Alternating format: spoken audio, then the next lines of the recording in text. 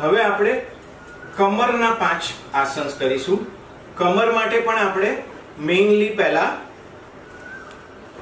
પેટના એટલે કમરના સપોર્ટ ઉપર જ સૂઈ જવાનું છે. તો કમરના સપોર્ટ પર ફરીથી સૂઈ જઈશું. આરામથી ઉત્પાદાસન કરીશું. ઉત્પાદાસન માટે બંને પગ 60 ડિગ્રી સુધી ઉપર લાવીશું. બંને હાથ જમીનને સમાંતર. કમરના બેક પેઇન માટેનું બેસ્ટ આસન. શક્ય હોય એ પોસ્ચરમાં 3 થી 5 સેકન્ડ હોલ્ડ અને પછી 90 ડિગ્રી સુધી લવાતું હોય તો એવું કરીશું. જેટલું શક્ય હોય એટલું કરીશું. વધારે સ્ટ્રેસ આપીને કરવાની જરૂર નથી. કમરમાં કોઈને ડિસ્ક કે કોઈનું પણ ઓપરેશન થયું હોય એને કરવાની જરૂર નથી.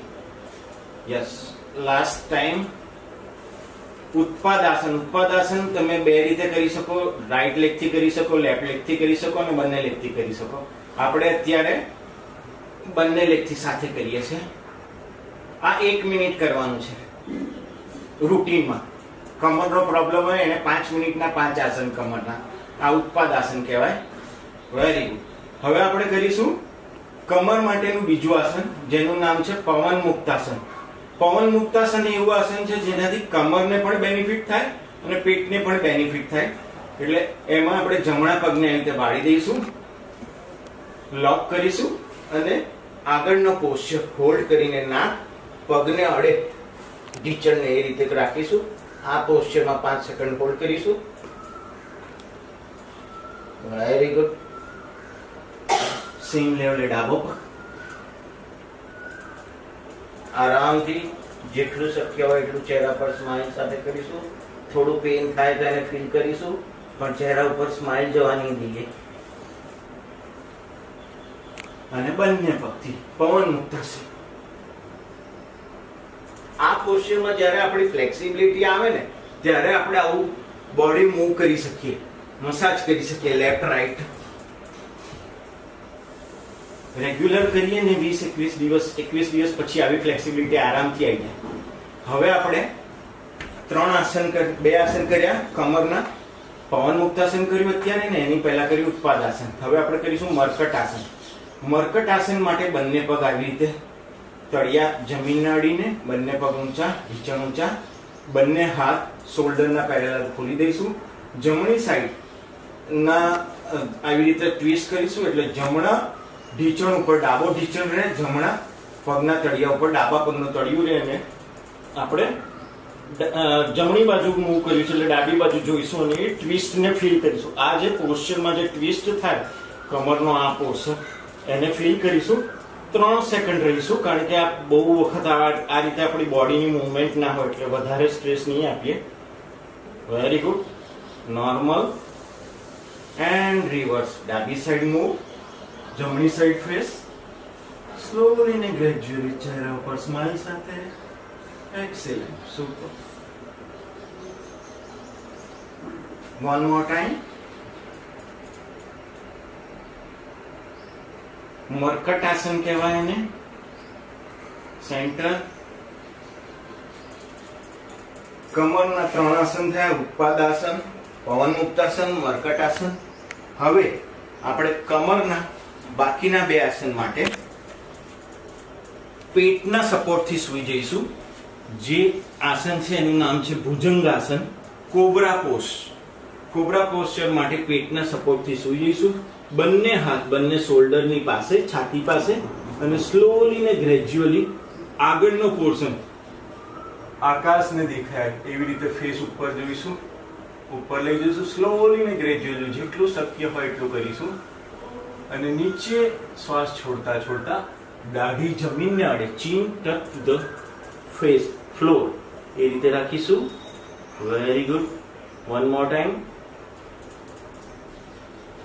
સુપર. And relax. આ પોસ્ચરને બીજી રીતે જમણા હાથની ઉપર ડાબો હાથ મૂકી દેવાનો અને સેમ લેવલે કરી શકાય. ભુજંગાસન, કોબ્રા પોઝ, કમરના દુખાવા માટે બેસ્ટ આસન. 3 વખત કરવાનું, 1 મિનિટ મેક્સિમમ. વધારે જેને કમરનો દુખાવો હોય એ 5 મિનિટથી 7 મિનિટ કરી શકે. અને આમાં એક નવું આસન, જેમ શવાસન બહુ બધાને ગમે એવી રીતે એક પ્રિય આસન છે જેને ક્રોકોડાઇલ પોઝ કહેવાય, મકરાસન. એ આવી રીતે થાય. આમાં રિલેક્સ બહુ મસ્ત રહેવાય. લેફ્ટ સાઈડ ફેસ રખાય, રાઈટ સાઈડ ફેસ રખાય. આ આપણે કર્યું ભુજંગાસન. હવે કમરનું પાંચમું અને છેલ્લું આસન, જેના માટે વજ્રાસનમાં બેસી જઈશું આરામથી. વજ્રાસનમાં હવે આપણે વજ્રાસન, એ બધાને ખ્યાલ છે, વજ્રાસન જ એક એવું આસન છે કે જે જમ્યા પછી તરત કરાય, 5 મિનિટ પછી કરાય, 15 મિનિટ સુધી કરાય.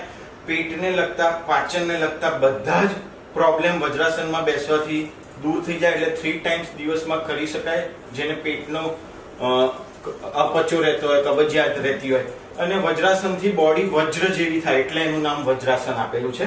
હવે આપણે કરીશું ચાઇલ્ડ પોઝ. ચાઇલ્ડ પોઝ, સસાંગાસન, જેનું નામ છે રેબિટ પોસ્ચર. શિશુઆસન. શિશુઆસન માટે વજ્રાસનમાં બેઠા પછી બંને હાથ ચેસ્ટની સામે, બંને અંગૂઠા, હાથના અંગૂઠા એકબીજાને ટચ થાય, અને શ્વાસ લેતા લેતા સ્લોલી બેક સાઈડ જઈશું. નોર્મલ કમર માટેનું આસન છે, એટલે કમરના પોસ્ચરને ઓલવેઝ કંઈક ને કંઈક એને ફિલિંગ આવે એ રીતનું ડિઝાઇન થયેલું હોય. હવે શ્વાસ છોડતા છોડતા ચેસ્ટ થાઈ સુધી આવશે અને માથું જમીનને અડશે. બંને હાથ શક્ય એટલા આગળ, થોડાક આગળ ખેંચવાના, સ્ટ્રેસ પુલ કરવાના, ખેંચવાના. યસ. માથામાં બ્લડ સર્ક્યુલેશન દેખાશે, એટલે થોડુંક એવું લાગશે આવું બ્લડ જતું ના હોય રૂટીનમાં. ફરીથી એકવાર કરીશું.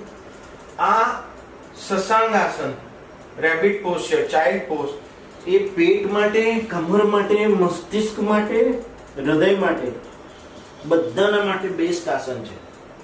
મલ્ટિપલ બેનિફિટ છે એના. Yes, very good. And relax. હવે આપણે સુખાસનમાં ફરીથી બેસી જઈશું.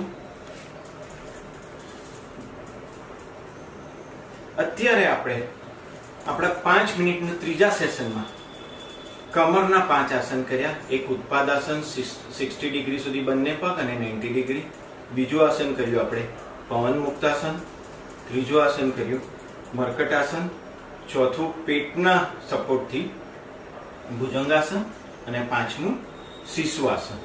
એટલે આ આખું પેકેજ 5 મિનિટ 7 મિનિટ પેટની નહીં, કમરની એક્સરસાઇઝ વધારે હોય ત્યારે કમર વખતે થોડુંક વધારે કરી શકાય.